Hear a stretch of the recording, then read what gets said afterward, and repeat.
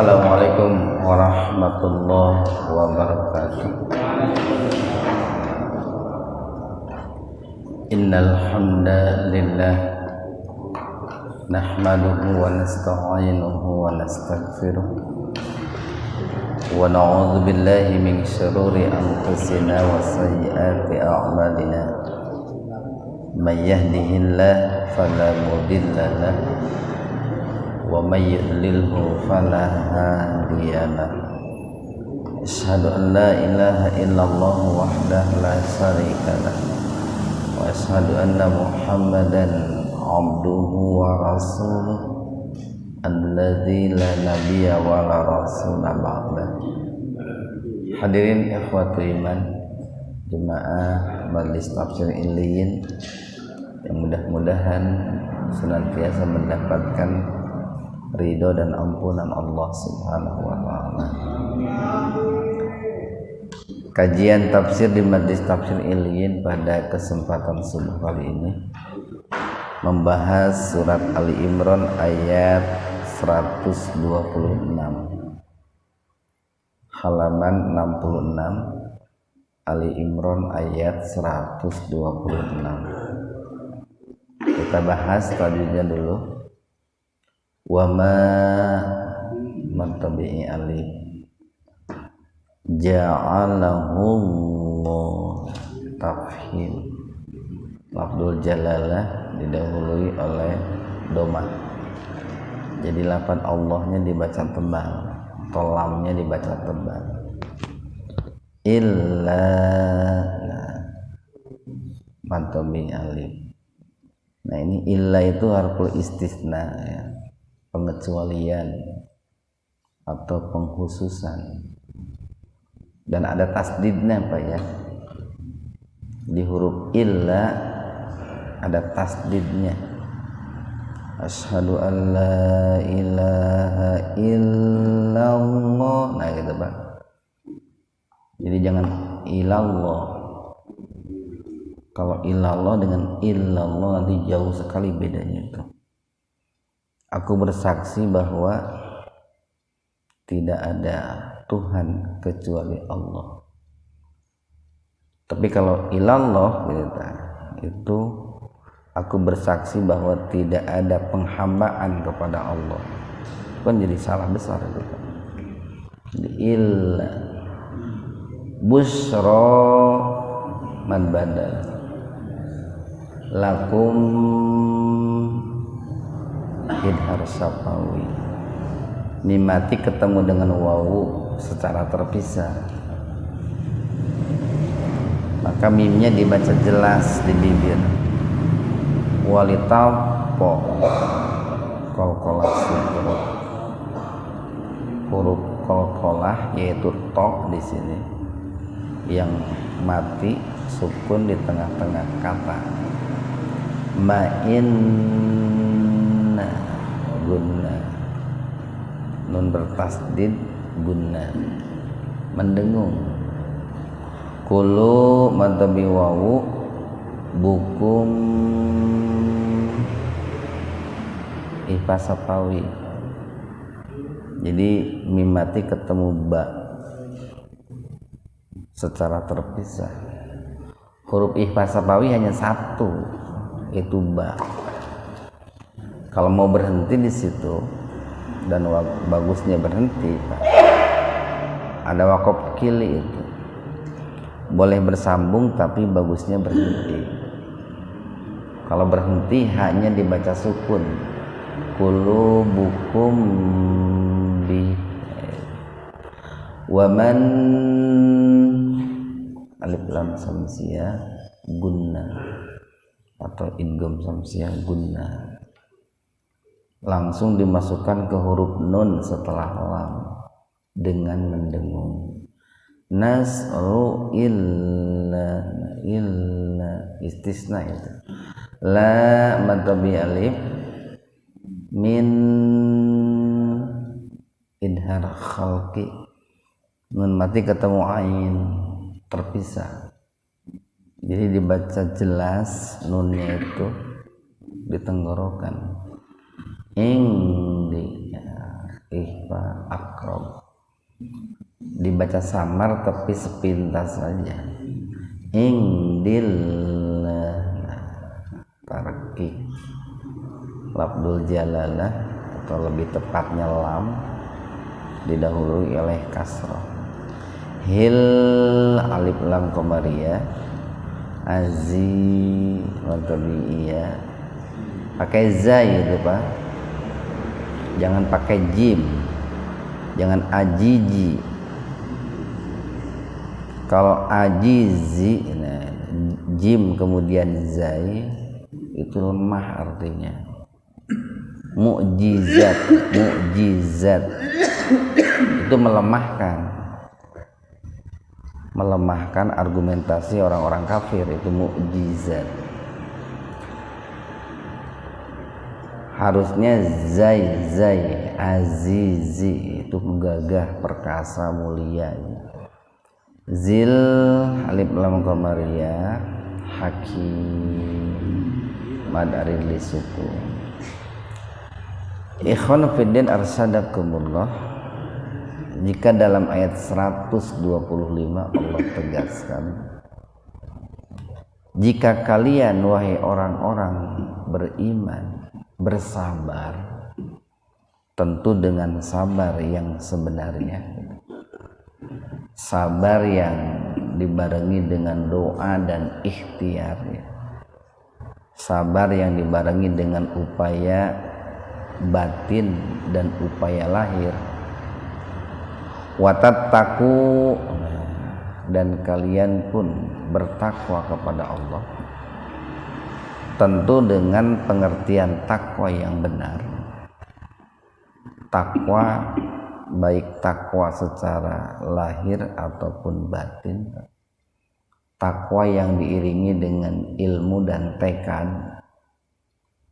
Nah, sekalipun orang-orang kafir itu menyerang kalian min faurihim secara tiba-tiba, maka Allah akan tambahkan lagi bantuannya itu, Kak.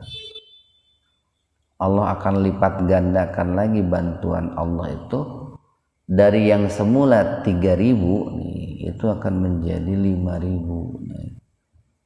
Dan ini sesuai dengan firman Allah, jika kalian bersyukur maka Allah akan tambahkan nikmatnya. La in syakartum la azidannakum. Ketika orang bersabar dan bertakwa dengan sabar dan takwa yang sebenarnya, itu kan bersyukur itu kan. Maka Allah tambahkan lagi nikmat bantuan, dikirimkannya para malaikat dengan jumlah yang lebih besar. Bahkan di penghujung ayat tuh musawwimin, para malaikat itu memakai tanda gitu, memakai tanda. Ada ulama yang mengatakan bahwa para malaikat yang dikirim oleh Allah itu memakai ikat, ya, ikat kepala di kepalanya itu. Cuman para ulama berbeda pendapat, pengikat kepalanya itu berwarna apa. Ada yang mengatakan berwarna putih, ada yang mengatakan berwarna hitam gitu. Nah, kemudian di ayat 126 Allah berfirman, wa dan ma tidaklah, itu maknya harfun nafyi di sini, meniadakan. Karena cukup banyak Pak macam-macam ma itu. Ada ma istifham untuk bertanya, meminta pemahaman. Ada ma lil asya untuk menunjukkan sesuatu. Ada ma itu huruf ataf untuk menyambung konjungsi, huruf sambung. Nah, di sini maknya itu ma lil nafi, mak nafi untuk meniadakan. Wa ma dan tidaklah gitu. Ja'ala menjadikan hu. Nah, hu-nya itu domir, itu kata ganti terhadap tadi pertolongan Allah berupa dikirimkannya para malaikat, bahkan dengan jumlah yang jauh lebih besar. Nah, jadi Allah itu tidak menjadikan bantuan-bantuan tersebut ya. Wa ma ja'alahullah, dan Allah tidak menjadikan bantuan-bantuan yang Allah kirimkan berupa para malaikat tadi illa, melainkan busra, sebagai kabar gembira, sekaligus sebagai sebuah motivasi. Kenapa merupakan kabar gembira, motivasi? Karena kan orang Pak dalam keadaan takut ya, kemudian tiba-tiba ada bantuan, bahkan bantuannya itu jauh lebih besar dibanding jumlah ataupun kekuatan yang dimilikinya, itu akan muncul optimisnya, itu akan semakin kuat. Bahkan begini, ketika orang itu dalam keadaan takut atau terpuruk ya, kemudian tiba-tiba ada pertolongan dari Allah ya, di backup ya oleh Allah yang maha kuat, yang maha gaib, itu akan muncul keyakinannya, semangatnya, keberaniannya itu akan muncul. Walitatma'inna, wa dan li, untuk tatma'inna. Tatma'inna itu tumakninah atau mutmainnah itu. Diwalitatma'inna, dan untuk menenangkan, menenteramkan, membikin nyaman qulubukum, hati kalian, bihi, dengan adanya bala bantuan, dengan adanya pertolongan-pertolongan yang Allah kirimkan kepada kalian. Wama, dan tidaklah, nah sama makna pi Pak. Waman nasru, dan tidaklah pertolongan itu, tidaklah kemenangan itu, illa, melainkan, min, dari, ing, di sisi Allahi, Allah. Dan tidaklah pertolongan itu, kemenangan itu, kecuali dari sisi Allah subhanahu wa ta'ala. Tidak ada kemenangan kecuali dari sisi Allah Al-Aziz. Nah, karena di sini itu An-Nasru diikuti dengan sifat Allah Al-Aziz, atau kata Al-Aziz didahului oleh kata An-Nasru, maka Al-Aziz itu kan, Aziz itu cukup termasuk kata mustarok, itu kata yang memiliki beberapa makna. Bisa dimaknai gagah, perkasa, mulia itu. Karena berkaitan dengan pertolongan, bantuan, kemenangan, maka banyak yang menafsirkan Aziz di sini adalah Allah yang maha perkasa itu. Al-Hakim, dan Allah yang maha bijaksana. Nah, kalimat ini Fani, wa man nasru illa min indillahil azizil hakim, dan tidak ada pertolongan kecuali datangnya dari Allah, dat yang maha gagah dan maha perkasa. Ini memberikan sebuah isyarat nih Pak, bahwa kita itu tidak boleh bergantung kepada sebab. Tapi jangan disalahpahami juga Pak, sebab itu penting, sebab itu penting, tapi kita jangan bergantung kepada sebab. Kita tetap harus bergantung kepada Allah gitu. Cuman kita harus mengupayakan sebab-sebab datangnya pertolongan Allah. Wasilah itu penting, tapi kita jangan bergantung kepada wasilah, Pak. Sarana prasarana itu penting, tapi kita jangan bergantung kepada sarana prasarana. Upaya lahir itu penting, tapi kita jangan bergantung kepada upaya lahir, tetap bergantung kepada Allah. Jadi sekalipun tuh Allah itu nampak secara lahiriah kita, mengirimkan bantuan berupa para malaikat dengan jumlah yang ribuan itu, kita jangan bergantung kepada malaikat itu, Pak. Kita jangan menganggap bahwa kemenangan itu karena dibantu oleh malaikat. Tetap kita harus bergantung kepada yang mengirim malaikat. Termasuk begini, Pak.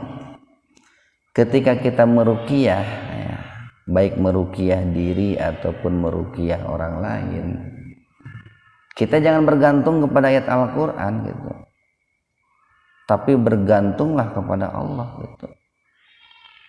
Kunaon didinya sembuh gitu. Kan kamari mah kieu eta gara-gara baca surat Al-Ikhlas gitu. Saya itu cagerna mah ku maca surat Al-Ikhlas. Sembuhnya itu oleh Allah, bukan dengan surat Al-Ikhlas itu, Pak.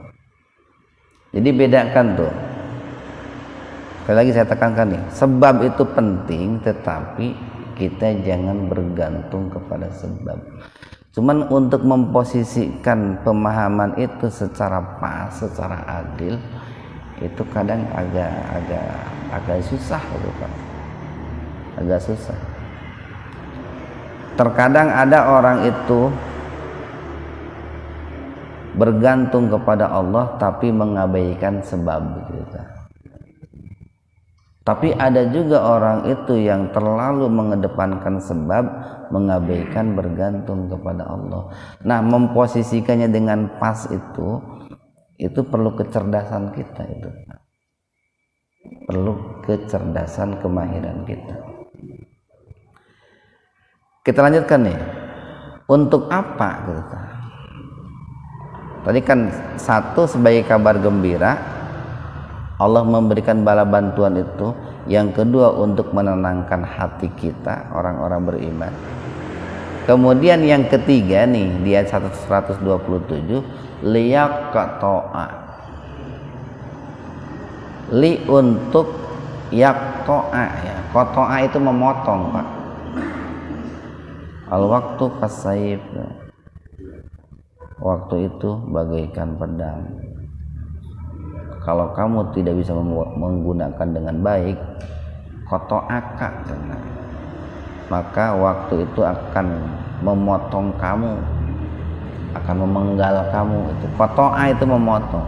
Jadi liyaqta'a untuk memotong, atau bisa juga dimaknai untuk membunuh, Pak, untuk membinasakan. Torofan ini kebalikan dari kulun, sebagian, Pak. Minal ladina, torofan minal ladina, sebagian dari orang-orang kafaru yang kafir. Torfal lail itu penghujung lail, itu menunjukkan tidak semua malam. Itu tujuan yang ketiga kenapa Allah berikan bantuan itu adalah untuk membunuh, membinasakan sebagian dari orang-orang kafir. Kenapa kok sebagian gitu? Karena orang-orang musyrik Mekah yang selalu memerangi Rasulullah SAW, itu ada yang diselamatkan oleh Allah, yang kemudian mereka itu kan dapat hidayah. Mereka masuk Islam ketika peristiwa Fathul Mekah, Pak. Tapi dalam perang Badar itu banyak orang-orang kafir, khususnya pentolan-pentolannya itu, para ahli tafsir mengatakan 70 orang itu terbunuh di Badar dan 70 orang lagi ditawan, sisanya melarikan diri itu. Nah 70 orang yang terbunuh di medan Badar itu adalah merupakan upaya Allah untuk membinasakan sebagian orang-orang kafir gitu, melalui sebuah peristiwa yang namanya perang. Atau nih yang keempat nih Pak, hikmah yang keempat, atau yakbitahum. Dia, nih ya itu kan dia ya Pak, kata ganti untuk huwa. Atau dia Allah ingin merendahkan mereka, menghinakan mereka.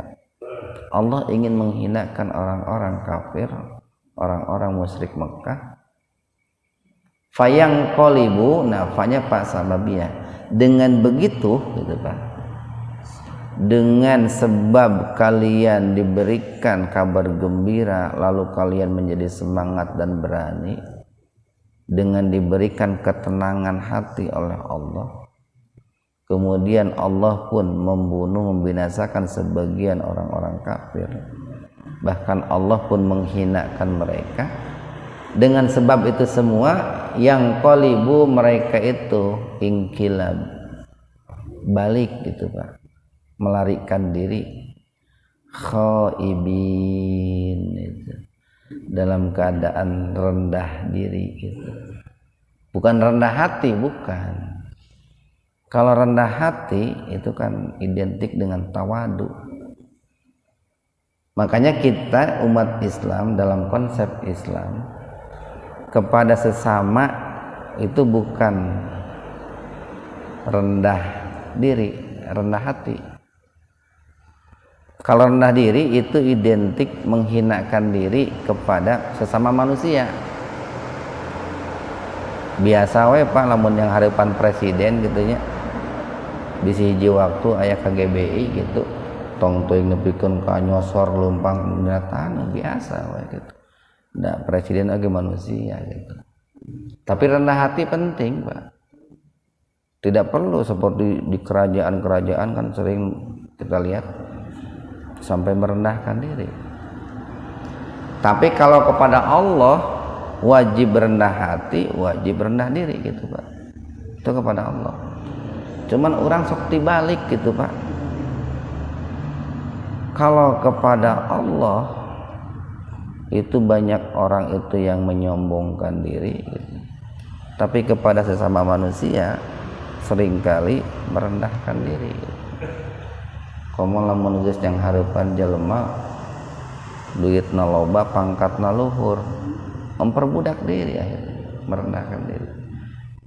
Jadi hormatilah orang lain itu dalam batas-batas yang wajar saja. Jadi mereka orang-orang musyrik Mekah kembali ke Mekah itu dalam keadaan khaibin, dalam keadaan rendah diri gitu, dalam keadaan malu dan tidak membawa apapun. Padahal kan semula sebelum berangkat perang ke medan Badar, mereka yakin betul bahwa mereka itu dengan mudah akan bisa mengalahkan pasukan kaum muslimin yang dipimpin langsung oleh Rasulullah SAW. Itu namanya Ghazwah Pak. Jadi perang yang diikuti oleh yang dipimpin oleh Rasulullah namanya Ghazwah. Tapi yang tidak dipimpin oleh Rasulullah, beliau memberikan mandat kepada sahabat yang lain. Itu namanya Sariyah itu. Sariyah. Ayat berikutnya nih Pak, 128. Laisa laka, bukan tanggung jawabmu wahai Muhammad, kata Allah. Bukan urusanmu wahai Nabi Muhammad. Minal amri, dari urusan ini, syai'un, sedikit pun. Nah ini bicara tentang perang Uhud ini Pak. Jadi ketika dalam perang Uhud itu kan kemarin kita sampaikan Rasulullah itu sudah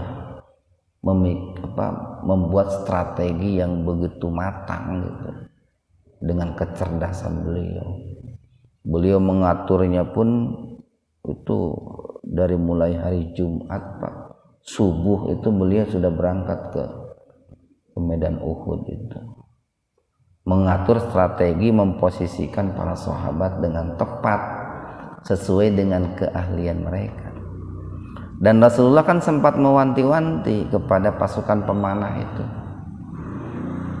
kalian wahai pasukan pemanah jangan sekali-kali turun dari bukit Uhud ini apapun yang terjadi itu. Apapun yang terjadi.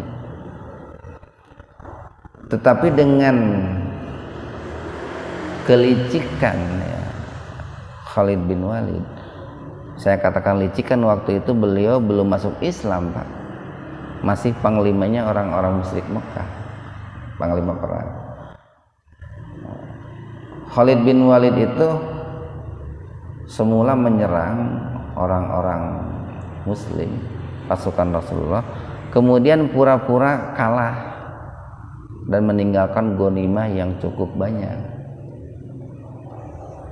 Nah, melihat orang-orang musyrik Mekah itu melarikan diri, pasukan pemanah itu turun dari bukit itu. Padahal Rasulullah sudah mewanti-wanti jangan sekali-kali turun apapun yang terjadi. Nah, ketika mereka itu turun dan mengambil ghanimah, maka Khalid bin Walid memimpin pasukannya menyerang balik dari balik bukit Uhud itu. Orang kan sedang sibuk Pak, ngambil ghanimah, harta rampasan perang, sehingga ketika ada serangan mendadak itu kelabakan itu. Nah, disitulah pentingnya taat kepada pemimpin itu di situ Pak. Seandainya mereka itu mentaati instruksi Rasulullah, mungkin Pak tidak akan terjadi peristiwa. Kan peristiwanya cukup ini Pak, sampai-sampai kan dikisahkan Rasulullah itu kan sampai gigi geraham ya, itu sampai patah kan itu. Kemudian muka beliau pun sampai ini ya, sampai tersobek, mengeluarkan darah yang cukup banyak. Dan waktu itu saya lupa ada sahabat yang siap mati untuk melindungi Rasulullah, itu sampai terkena 200 tusukan pedang gitu Pak. Itu demi untuk melindungi Rasulullah SAW. Nah, walaupun sebetulnya pada akhirnya Pak, dalam perang Uhud itu pada akhirnya menang Pak, umat Islam itu menang pada akhirnya. Bahkan mereka dikejar sampai perbatasan kota Mekah dan Madinah itu, dikejar itu, ujungnya itu, cuman jarang dikisahkan itu. Namun tentu di balik kekalahan perang Uhud itu ada hikmah yang sangat luar biasa. Salah satunya tadi pentingnya ketaatan kepada seorang pemimpin, dan kita jangan tergiur dengan hal-hal yang sifatnya duniawi. Boleh jadi itu merupakan jebakan, muncul istilah ini nama jebakan Batman berarti. Itu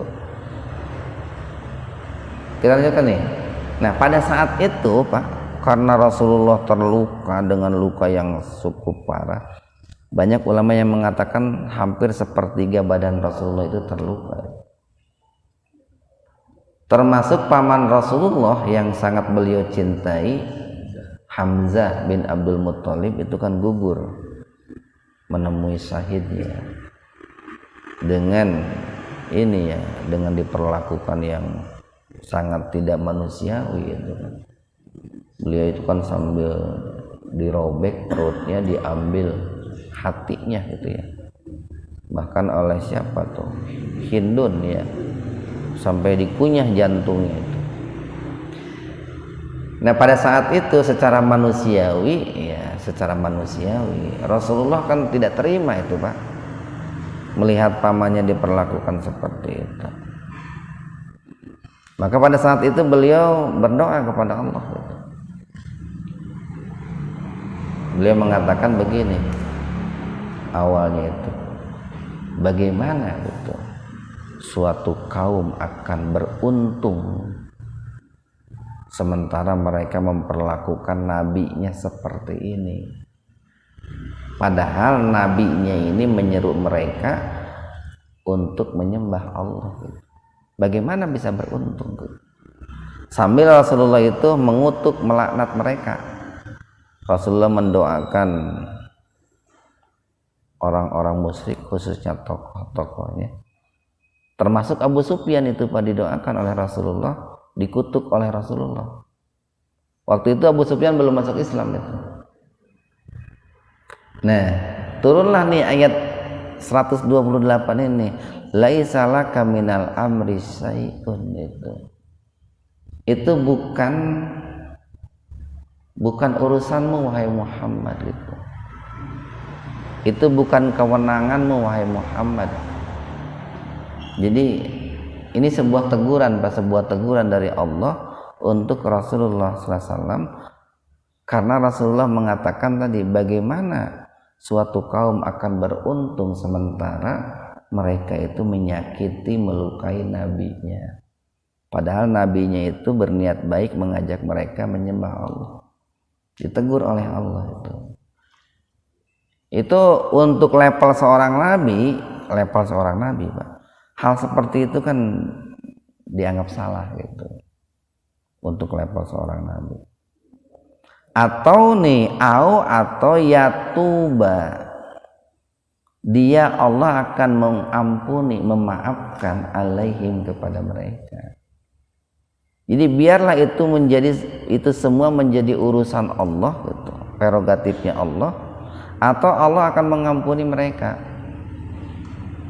Nah, ini ulama mengatakan ini sebuah isyarat bahwa di antara orang-orang musyrik Mekah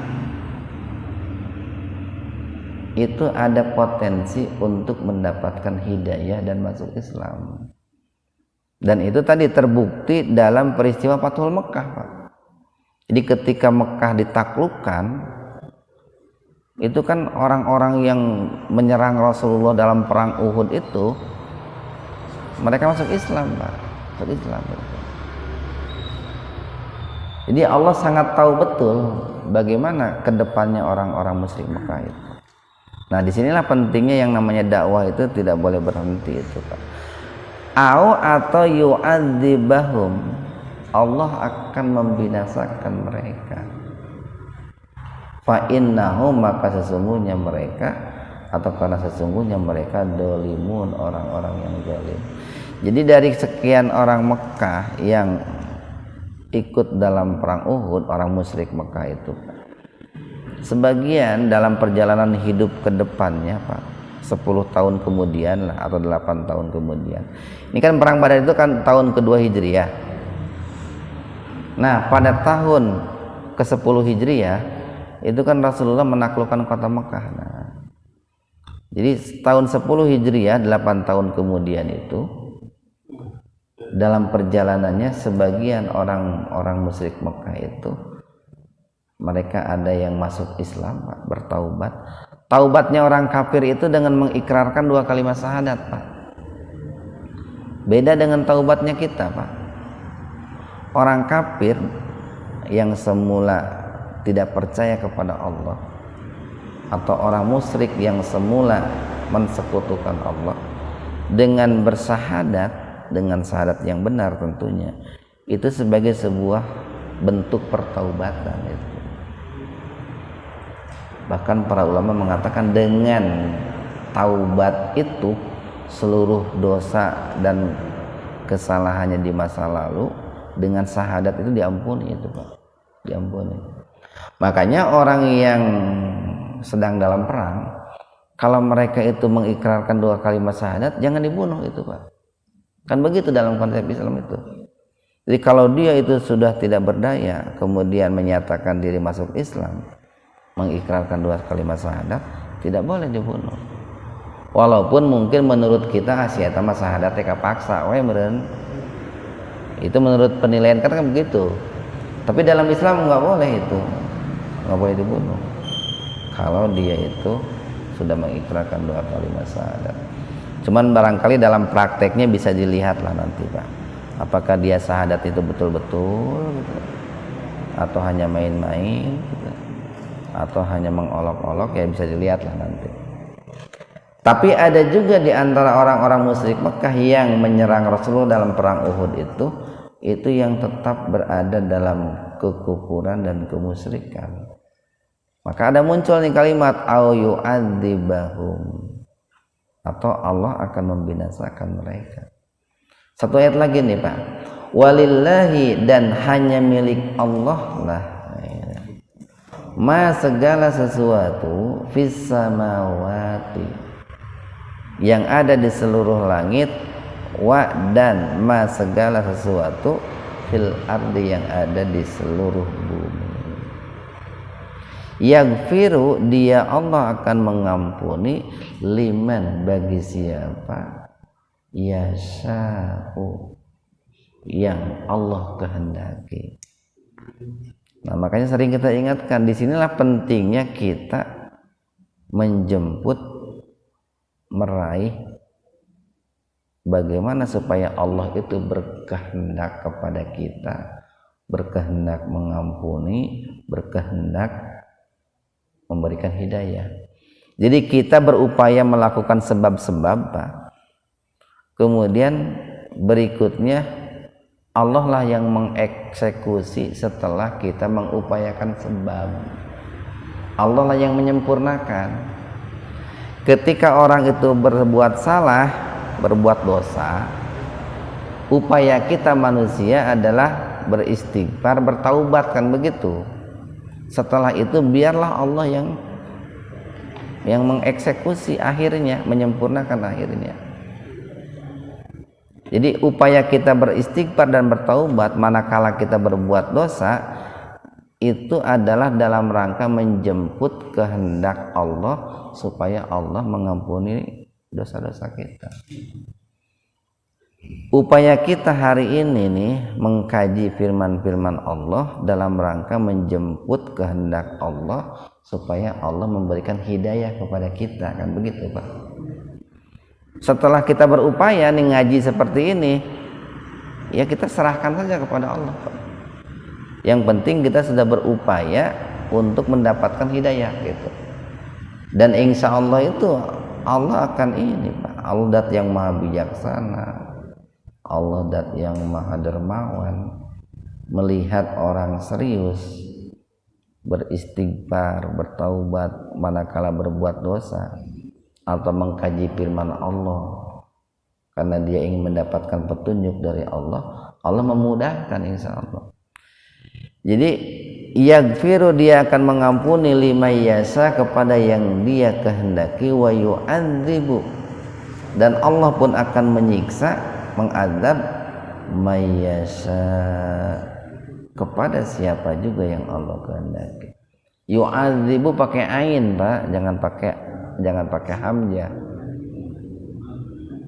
Jangan yu'adzibu, yu'adzibu. Itu kan beda nanti artinya. Yu'adzibu itu yu'a pakai hamzah, itu yu'adibu itu mendidik. Adib itu kan berakhlak gitu ya, beradab. Yu'adzibu.